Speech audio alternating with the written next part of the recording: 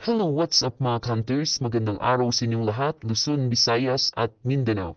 Ang episode natin ngayon mga hunter ay ang pag-usapan natin ang tungkol sa isang marka na kung tatawagin ko ay ito ay isang surface markers o ang mother code. So ito ay natagpuan ng ating ka-hunter na kung saan sila ay gumagawa ng sukalo para sa isang pader na kanilang gagawin mga hunter.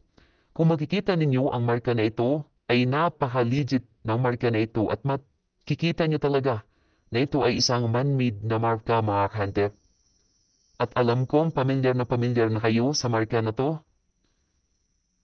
Ayan mga hunter, napakabilog.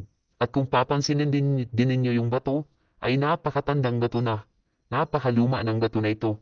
Ang posisyon nga pala nito mga hunter ay base sa ating compass ay nasa northeast at ito ay nakaposisyon mismo sa paanan ng bundok mga hunter. So napakaganda at napaka-legit.